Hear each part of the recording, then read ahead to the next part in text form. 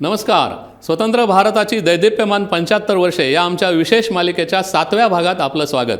इंदिरा गांधी यांनी 18 जानेवारी 1977ला आणीबाणी शिथिल केली आणि मार्चमध्ये लोकसभेच्या निवडणुका झाल्या. अंधेरे में एक प्रकाश जय प्रकाश जय प्रकाश ही घोषणा घेऊन आणीबाणीमुळे काँग्रेसच्या विरोधात जनता पक्षाने देशभर सभा घेतल्या आणि मार्च 1977ला इंदिरा गांधींचा पाडाव करून देशात जनता पक्षाचं सरकार आलं. पण हे सरकार जेमतेम 2.25 वर्षेच टिकलं. पण या निवडणुकीत भारतीय राजकारणाला अनेक नवी वळणं मिळाली. एक म्हणजे भारतीय जनता एकाधिकार सहन करणार नाही हे या निवडणुकीत अधोरेखित झालं.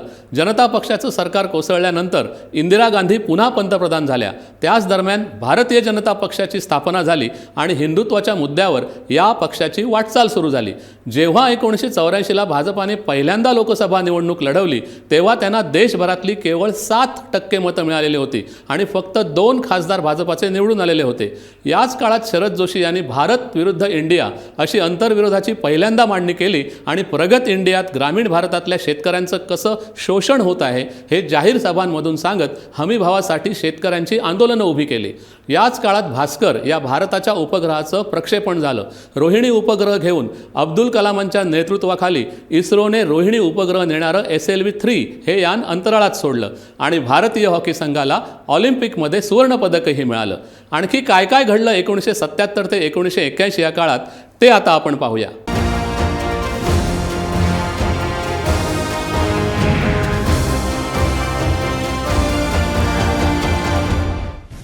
16 मार्च ते 20 मार्च 1977 मध्ये 6व्या लोकसभेची ऐतिहासिक निवडणूक झाली.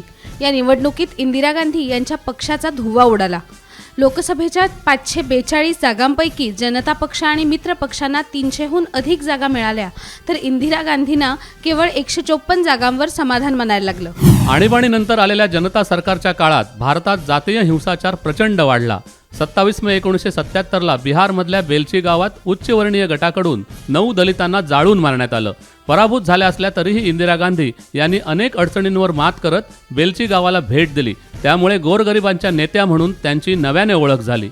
भारतात पहिल्यांदा जमीनदारांच्या शेतात राबणाऱ्या कुळांना त्यांच्या हक्काची जमीन मिळवून देण्याचं काम 1977 साली पश्चिम बंगालमधील ज्योती बसू सरकारने केलं.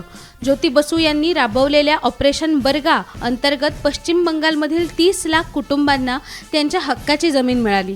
त्यामुळे 1977 मध्ये पश्चिम बंगालच्या सत्तेवर आलेलं कम्युनिस्ट सरकार 30 वर्षाहूनही अधिक काळ सत्तेवर टिकलं. आंध्र प्रदेशात 19 नोव्हेंबर 1977ला भीषण चक्रीवादळ झालं. या वादळात 20,000 लोकांचा बळी गेला. जवळपास 10 लाख लोक बेघर झाले. 100 गावं निर्जन झाली. 40,000हून अधिक गुरं मृत्युमुखी पडली. या सगळ्यात 350 कोटीहून अधिक नुकसान झालं. 31 मे 1977ला भारतीय लष्करातील अधिकारी मेजर प्रेमचंद यांनी जगातील 3ऱ्या क्रमांकाचं कांचनजुंगा शिखर सर केलं. 28,146 फूट उंचीवरचं हे शिखर सर करणारे ते पहिले भारतीय ठरले. 13 डिसेंबर 1977ला भारतीय बिलियर्डपटू मायकल फेरेरा यांनी जागतिक बिलियर्ड स्पर्धेत विश्वविजेतेपद पटकावलं. मेलबर्नमध्ये झालेल्या या स्पर्धेत फेरेरा यांनी इंग्लंडच्या मातब्बर खेळाडू बॉब क्लॉज याला हरवत हा विजय प्राप्त केला. आकाशातला महाल म्हणून ओळखलं जाणारं एअर इंडियाचं अशोका हे दुबईकडे जाणारं विमान मुंबईहून उड्डाण केल्यानंतर लगेचच वैमानिकांचं नियंत्रण सुटल्यामुळे समुद्रात कोसळलं. या दुर्घटनेत विमानातले सर्वच्या सर्व म्हणजे 213 प्रवासी ठार झाले.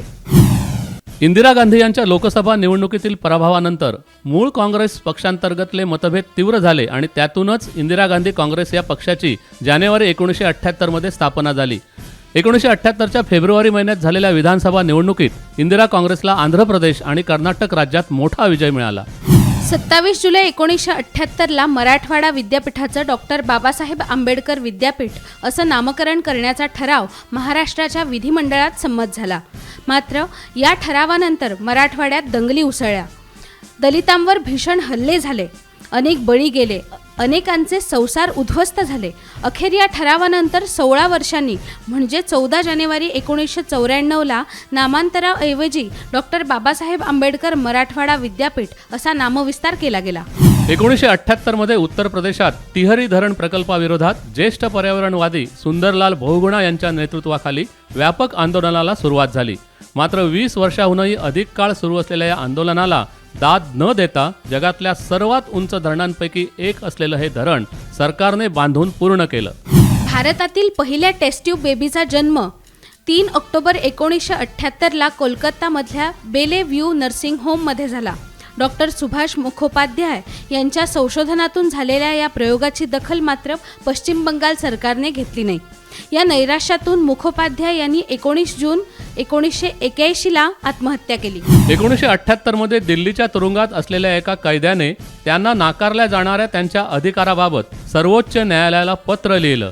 हे पत्रच भारतातली पहिली जनहित याचिका म्हणून मानलं गेलं. तेव्हापासून भारतात जनहित याचिका दाखल करून घेण्याची पद्धत सुरू झाली. संपूर्ण क्रांतीची घोषणा करून 1977 मध्ये स्थापन झालेलं जनता पक्षाचं सरकार केवळ 2.25 वर्षात म्हणजे जुलै 1979ला कोसळलं. पक्षांतर्गत फुटीचं राजकारण आणि पंतप्रधान पदाची स्पर्धा यामुळे जनता पक्षाची राजवट संपून इंदिरा गांधी यांना पुनरागमनाचा मार्ग मोकळा झाला. 26 जानेवारी 1979 पासून महाराष्ट्रात रोजगार हमी योजना या क्रांतिकारी योजनेची सुरुवात झाली. ही योजना सुरू झाल्यापासून 30 वर्षात महाराष्ट्रात कोट्यवधीची विकास कामं करण्यात आली. त्यामुळे दारिद्र्य रेषेखालील लोकांना या योजनेचा मोठा आधार मिळाला. 1979 साली हुंडा प्रथेविरोधात देशभरात महिला संघटनांनी तीव्र आंदोलने केली. महिला संघटनांच्या या आंदोलनाची दखल सरकारला घ्यावी लागली आणि पुढे 1984 साली हुंडाबळी सुधारणा कायदा अस्तित्वात आला. तरीही हुंडाबळी अजून थांबलेले नाहीत. इस्रोने तयार केलेला भास्कर 1 हा भारतीय उपग्रह 1979 साली रशियातून अंतराळात यशस्वीरित्या प्रक्षेपित केला गेला. 444 किलो वजनाचा हा उपग्रह अंतराळात सोडल्यावर अपेक्षेप्रमाणे तो पृथ्वीभोवती 560 किलोमीटरच्या कक्षेत फिरू लागला. यानंतर 2च वर्षात भारताने भास्कर 2 या उपग्रहाला सुद्धा अंतराळात सोडलं. 12 ऑगस्ट 1979ला सौराष्ट्रातल्या राजकोट जिल्ह्यात भीषण पूर आला. या पुरात मोरवी हे शहर वाहून गेलं. पुराचा तडाखा एवढा जबरदस्त होता की या पुरात तब्बल 15,000 लोकांचा मृत्यू झाला. आयुर्वेद, निसर्गोपचार, युनानी आणि होमिओपॅथी या उपचार पद्धतींच्या संशोधनाला चालना देण्यासाठी 1979 साली 3 स्वतंत्र संस्था स्थापन करण्यात आल्या. यामुळे आयुर्वेद आणि योग उपचारांना देशभरात प्रतिसाद वाढला. जनता पक्षाचं सरकार कोसळल्यानंतर जानेवारी 1980 मध्ये झालेल्या 7व्या लोकसभेच्या निवडणुकीत काँग्रेसला 529 पैकी 353 जागा मिळाल्या. त्यामुळे आणीबाणीत सत्तेबाहेर फेकलेल्या इंदिरा गांधी पुन्हा एकदा 14 जानेवारी 1980ला भारताच्या पंतप्रधान झाल्या. या निवडणुकीनंतर इंदिरा गांधी यांच्या विरोधात असलेला काँग्रेस अर्ज हा पक्ष विघटित झाला आणि या पक्षातले अनेक नेते इंदिरा काँग्रेसकडे आले. कांदा, ऊस यासारख्या पिकांना योग्य भाव मिळालाच पाहिजे या मागणीसाठी 1980 साली शरद जोशी यांच्या शेतकरी संघटनेने महाराष्ट्रातल्या नाशिक जिल्ह्यात मोठं आंदोलन उभं केलं. 19 मार्च 1980ला पोलिसांनी शेतकऱ्यांवर केलेल्या गोळीबारात 2 शेतकरी ठार झाले. मात्र यामुळे महाराष्ट्राप्रमाणे इतर राज्यातही शेतकऱ्यांच्या आक्रमक संघटना उभ्या राहिल्या.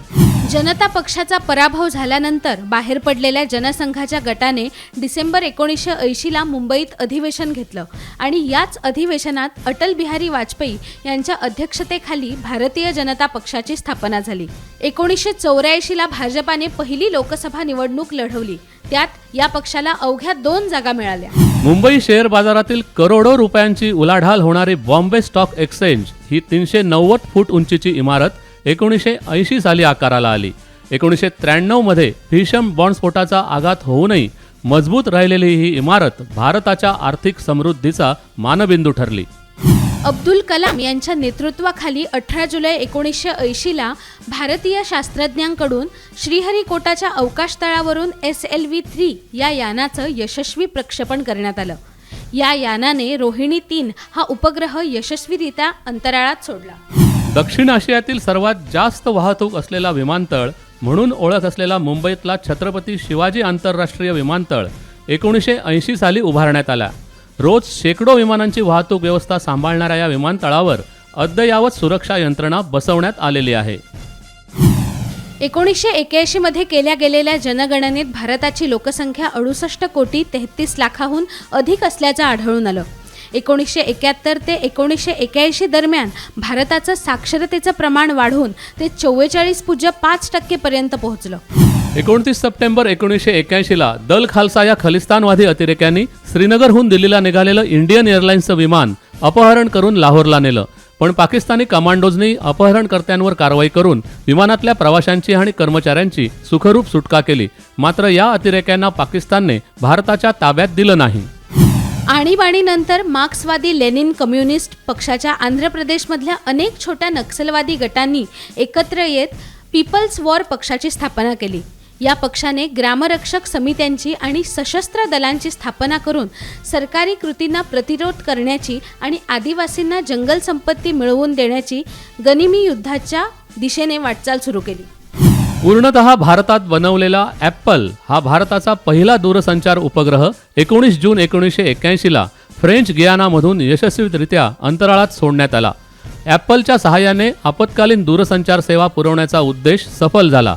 हा अनुभव भविष्यातल्या इन्सॅट प्रणालीची रचना करण्यासाठी भारतीय शास्त्रज्ञांना अत्यंत महत्त्वाचा ठरला. क्रूड ऑइल आणि नॅचरल गॅसच्या साठ्यांच्या शोधकार्याला चालना देण्यासाठी 14 ऑक्टोबर 1981ला ऑइल इंडिया प्रायव्हेट लिमिटेड या भारतातील जुन्या कंपनीचं पब्लिक सेक्टरमध्ये रूपांतर करण्यात आलं. या कंपनीने राजस्थानमध्ये नॅचरल गॅसचा शोध घेण्यात मोठं यश मिळवलं. मासेमारी ट्रॉलर्स विरोधात केरळमध्ये 1976 पासून इतर मच्छीमारांनी सुरू केलेलं आंदोलन 1981 मध्ये आणखी तीव्र करण्यात आलं. सरकारने सागरी मासेमारीविषयी नियमावली लागू करावी यासाठी छोटे पारंपरिक मच्छीमार आणि छोट्या यांत्रिकी बोटीवाल्यांनी नॅशनल फिश वर्कर्स फोरमच्या माध्यमातून जोरदार संघर्ष सुरू केला. आमची ही मालिका तुम्हाला कशी वाटते ते जरूर आम्हाला कमेंट बॉक्समध्ये कळवा. आणि हो, गोवा आणि आसपासच्या ताज्या बातम्यांसाठी गोमंतक टीव्ही ह्या आमच्या यूट्यूब चॅनलला सबस्क्राईब करायला विसरू नका. तसंच आमच्या फेसबुक पेजलाही फॉलो करा. धन्यवाद. उद्या पुन्हा भेटूया नवीन माहितीसह. तोपर्यंत पाहत राहा गोमंतक टीव्ही.